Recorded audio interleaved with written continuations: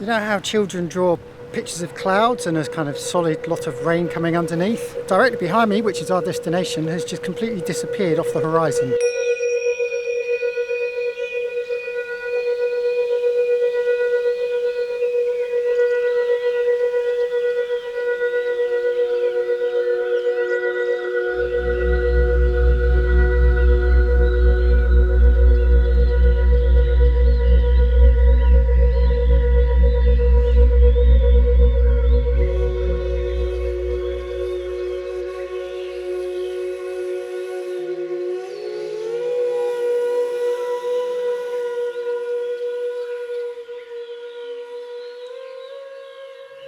Early start this morning. We've got a good 40-45 miles to do today, and just want to say thank you to Ozboss and Wild One.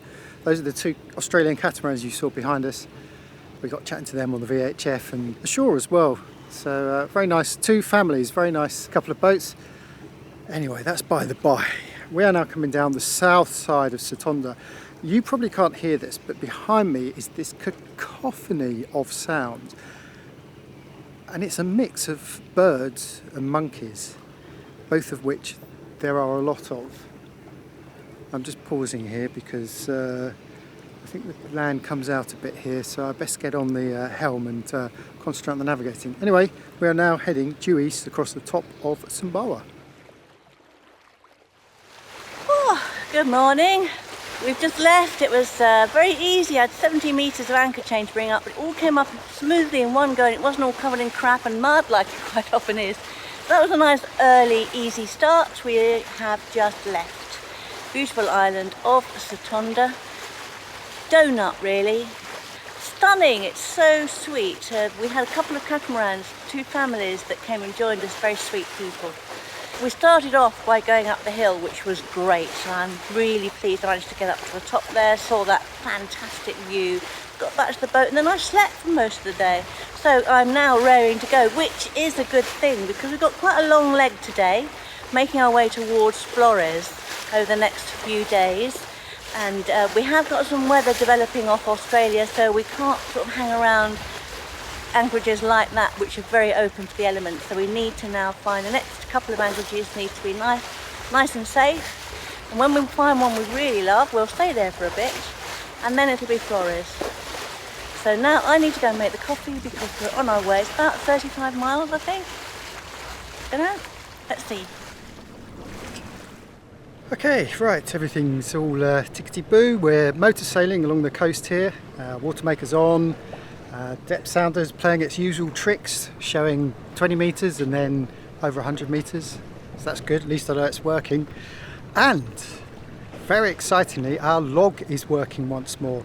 Now the log is the little through hull fitting that has a cog on it, and that spins in the water, and it tells you what your speed through the water is as opposed to your speed over ground. So it's a very useful way of telling whether there is current or not. And of course around here we have lots of currents. Ours hasn't worked for ages. It got clogged up. We cleaned it when we hauled out, but obviously didn't clean it enough because it clogged up very quickly again. Anyway, I went down yesterday, cleared it up, and we now have a log, which means I can tell that we have half a knot of current against us. This is normally news to be commiserating with, but this is good because I now get a sense of where and how the currents are moving. I think I mentioned previously that Windy will tell you where the currents are, and on the whole it's been true, but around here there's supposed to be up to 3 knots of currents running with us, but I'm not seeing that. Half a knot of current against us, but anyway, at least the log is working, so that's good. There's a little bit of a breeze sort of coming off the land, and enough to get some sails out, but not really to sail just yet, but we'll keep an eye on it, and we're actually going to turn closer into the wind when we get around the next headland, so let's just see what happens. In the meantime, let's just enjoy being out in the open sea once more, my favourite place in the whole world.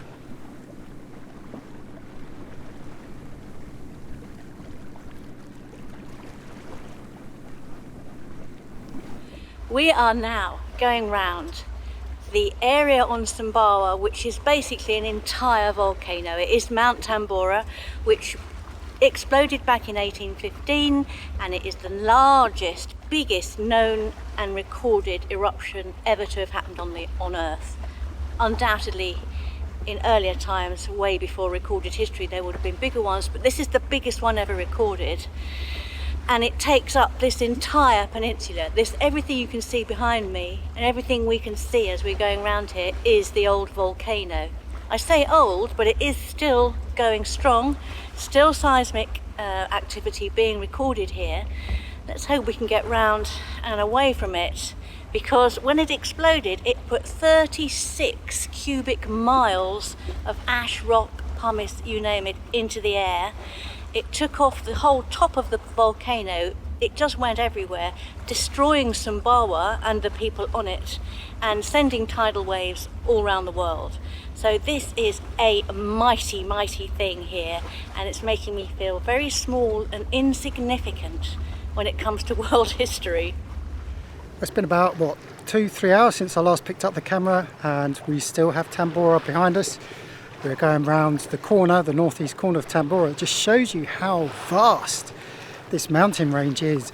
And as you can see, of course, it's got its own weather system. And this explains why a lot of the weather we were getting in Ejok, which is in the middle of Sambawa, latitudinally that is, was getting all of this weather. It starts at the top of this mountain range. Also explains why it's so green. It's proper rainforest. And as I look up there now, it's absolutely tipping it down with rain there, and yet, as far as we're concerned, it's a bright sunny day. You know how children draw pictures of clouds and a kind of solid lot of rain coming underneath?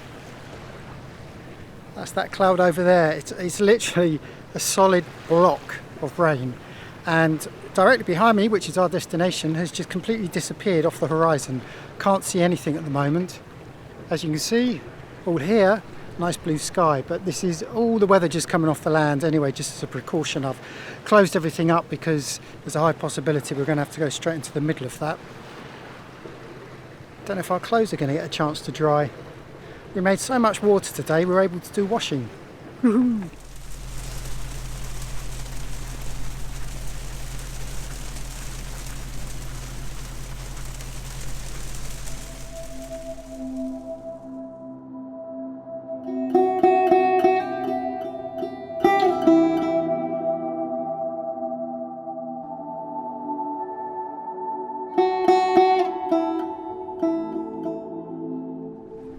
I was just singing, I feel it in my fingers, I feel it in my toes.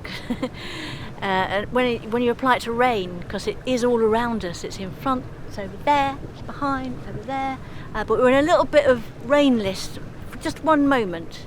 Anyway, we're going into a very last minute decision to go into this potential anchorage. No one's ever been here, or if they have, they've never let anyone know. Very slightly shelving ocean from over 100 metres to we're now on 69.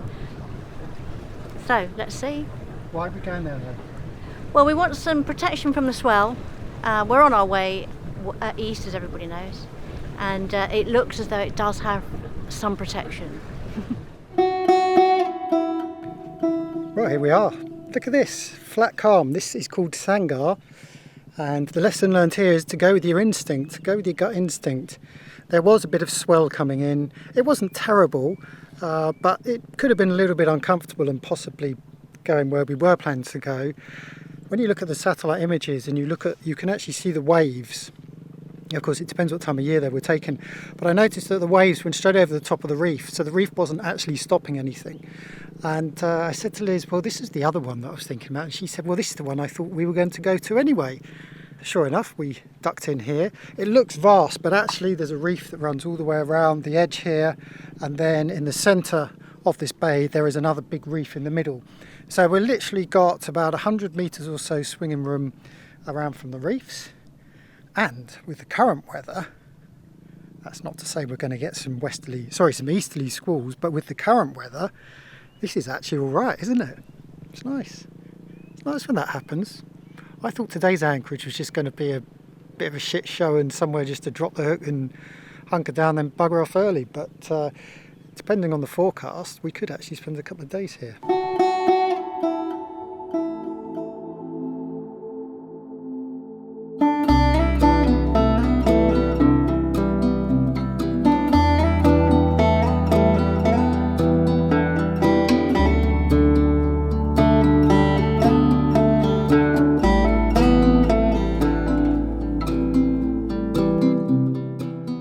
start the morning with an artistic backlit shot.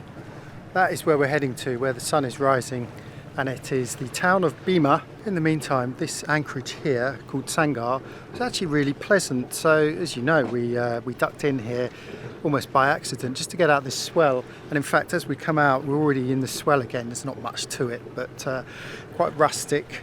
It's mainly fishermen. I should explain that we've got this big system coming through, another one off the northwest coast of Australia, and it is tracking southwest down that coast of Australia. And what this does is it's sucking up all the winds here. Now it could make for some good sailing, but it could also make for some uncomfortable anchorages, because a lot of this coastline here is exposed to those northwesterlies when they come. So I think what we'll do is we'll get to Bima. We've still got more internet stuff to do, and then we'll have a look at the weather forecast and decide what we're going to do next, because after that we start jumping out slightly more into the open seas where there's a lot more current. We'll take stock in a little bit. In the meantime, just enjoying this beautiful sunrise. A friend of ours described Sumbawa as lawless and helpless, he said. And I think it's just because it's much more arable. Is that the right word? There isn't so much development, and it's obviously not a tourist island like Lombok or Bali or even Komodo, and even Flores actually, which is where we're heading towards. It's much more local, and as I say, the rolling hills are farmed. A lot of them are farmed and cultivated, but no real tourism. And so in that sense it's much more local, shall we say. But I think it's an unfair description from what I've seen of Sumbawa so far. I really like this island. It's I think I've said before, I call it a sleeping giant. A sleeping giant because of Mount Tambora, which is still very clearly behind us over there. I think Liz had mentioned that when it exploded in, I think it's 1813, 1815, it lost 2,000 metres of its height. That's how big the explosion was, 2,000 metres. So what we see now is literally only half of what was once a huge volcano. But yeah, apart from the lack of wind and the annoying little swell we've got here, it's just really, once again, breathtaking Indonesian countryside. Just stunning.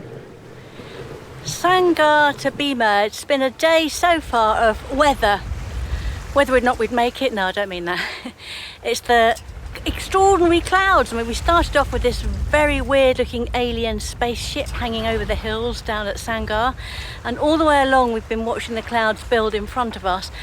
Small cells, quite violent storms coming down all around us. Very interesting.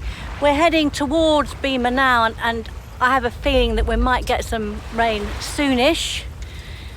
The whole of the hills and the mountains that we've gone along all the way have been spectacular. So a beautiful part of the world. The sailing again, once again, frayed, no sailing, motoring. But at least it's flat, bit of a swell, but it's flat, so it's not that bad. But yeah, I think we're going to get wet next.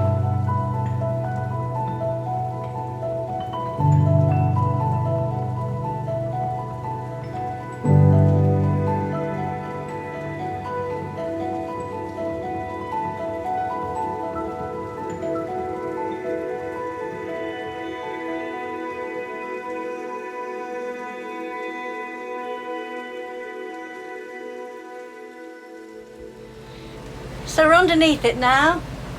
The wind has whipped up, we can hear it in the rigging. You can see some small white horses in the front of us. We've closed everything down, we've got our jackets up, and we are ready for it. Aren't we, Skipper? Yes, we are. We've got, it's hitting up to 20 knots so far, but what's interesting is how much the wind speed has affected our boat speed. So we've dropped down to 3.5 knots now, wind straight on the nose, and half a knot of current against us. Main concern, as Liz was pointing out a moment ago to me, was just there's a white little fishing boat ahead of us, so we've just got to watch out for those kind of things in this channel because it gets very, very narrow as we go further south. In fact, I think the narrowest point is only 500 metres across, which is narrow considering the amount of traffic that's supposed to be coming in and out of here. So the main reason I pointed out the fishing boat is that sometimes these squalls can turn into complete whiteouts and you cannot see anything around you. So as long as we know that he's there, we'll make a concerted effort to steer clear of him.